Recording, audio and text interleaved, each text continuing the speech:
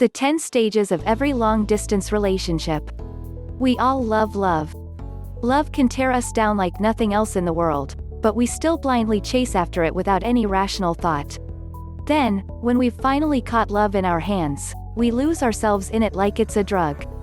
Life is beautiful, and being able to share life's wonders with another person is ultimately the most satisfying way to live. Here are the 10 stages of every long-distance relationship. Stage 1. Dread. The first stage of any long-distance relationship is before the distance starts, when you begin to dread the idea of being away from your partner. If you and your so are two freshly graduated high school seniors, summer is spent counting down the days until he or she leaves home for college and you're left alone to fend for yourself. Even before graduation, you'll dread the talk with your partner about whether or not you even want to try long distance. Nobody wants to say goodbye, and this is the stage that is going to determine whether or not you and your so are going to make the big sacrifice and stay together despite the distance. Stage 2. Hope. After you and your partner decide to try long distance, you'll immediately be filled with a sensation of hope. We can beat the distance. We can prove everybody wrong. We can do this.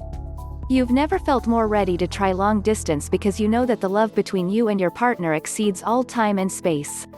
Everything is well in the world as long as you have each other. Stage 3. Worry and stress. Then, your so goes to his or her first college party and you see pictures of it all over social media. Who is that girl with her arm around my boyfriend? Who is that guy the first see in all my girlfriend's Instagram pictures?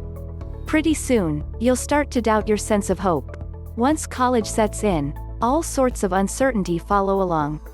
You'll worry whether or not your partner is going to be tempted by the single sharks and sharkettes constantly hitting on them. You'll worry that if your so isn't returning your calls, he or she must be ignoring you on purpose. Your relationship will become overwhelmingly hard to keep up with and you'll spend way too many hours stressing over the pain of missing your partner. You'll realize that being away from your partner without building trust and understanding is starting to take a toll on your mental well-being. That being said, this is the stage in which you and your partner must solidify your trust. Stage 4. Trust. The key to every relationship is trust and communication. You must learn to build trust in your relationship, meaning that if you see a picture of your so from a party on social media, do not immediately jump to conclusions. Come to terms with the fact that you are no longer going to physically be a part of each other's lives. That does not mean you aren't still a vital part of your so's life, but you and your partner must be able to live as individuals and live independently. This sounds ridiculously difficult, but it is possible, with a lot of communication, trust and support. Stage 5. Habit. Your relationship is going to start feeling habitual. Every morning without even thinking about it, you'll text your so good morning, because good mornings between you and your so have become a daily routine. All long-distance couples go through this stage. Because you can't physically be with your partner, most, if not all, of the spontaneity will be removed from your relationship. Additionally, you'll be wrapped up in so much work that you'll find yourself worrying more about school than missing your partner, which although is upsetting at first, will eventually help both of you deal with the hardships that arise from being away from each other. Stage 6. Comfort. Because life constantly has its ups and downs, you'll begin to find comfort knowing that throughout all the chaos in the world, you still have someone who loves you, even if they are not physically present. Your so will become your one constant in life, someone who is always there for you both spiritually and mentally. Furthermore, you can focus on your job, schoolwork, obligations without being distracted by dating drama, yet still be in a dedicated relationship. After visits between you and your so, you'll realize that even simplest act of holding your partner is worth waiting out the distance. Stage 7. Uncertainty. Uncertainty is a stage that will come up time and time again in any long-distance relationship. It is natural to be uncertain. Nobody can predict the future. When you enter this stage, you will wonder to yourself why you are going through all this pain for one person. You'll wonder whether or not the relationship is worth holding onto and if you should just end things and move on. It would definitely make life easier. Fights are bound to happen and they will raise important questions about your relationship. The trick is to fight the core of the problem right away and make sure that it does not cause other issues to arise. If you and your so just cannot work it out, then you might want to consider taking a break or spending some time alone to reflect on yourself and your own life. Stage 8. Closure. There comes a stage in your long-distance relationship when you realize that you are doing something very irrational. If the two of you are having any regrets or doubts about the relationship, colleagues, parents, and friends will tell you that the wise decision is to let your partner go. In the end, you will both be better off dating someone who you can see a real future with, not someone who is 2,000 miles away. Maybe your relationship is no longer what it used to be. Maybe it's causing more stress than it is happiness. At this point of your life, you realize that the timing is wrong and this relationship is just not for you. You'll both be happier in the long run, so you end it and move on. Stage 9. Commitment.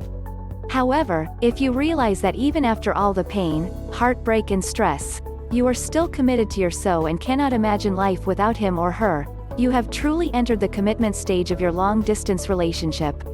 When this happens, you must make a decision based on what feels right for you. Make sure that you are not just committing because you are scared of a breakup or scared of being alone. Make sure this is what you both want.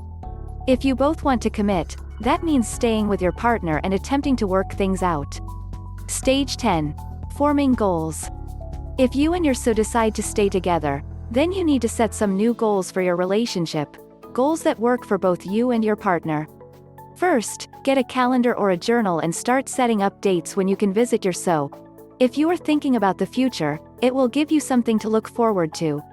If marriage and settling down is not something you two want to consider right now, then form short-term goals for the next time you see your so.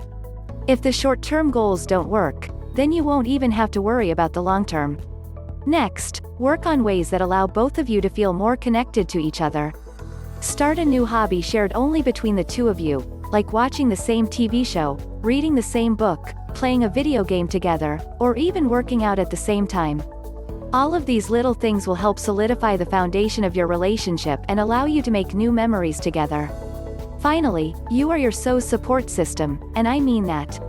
You and your partner will come to a point when you realize that fights over trivial things will hurt you 10x more than a 10-minute phone call will help you.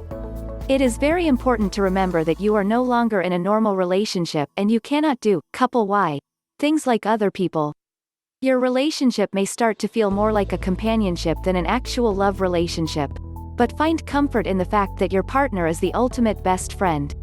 Throughout this process, you must completely trust that your best friend is always going to have your back. Make sure that there are no stressful obligations in your relationship. Your so is your anchor and you must also be an anchor for your so. Remind him or her that you are there for them, no matter what. While a physical relationship is often temporary, a mental companionship will last a lifetime.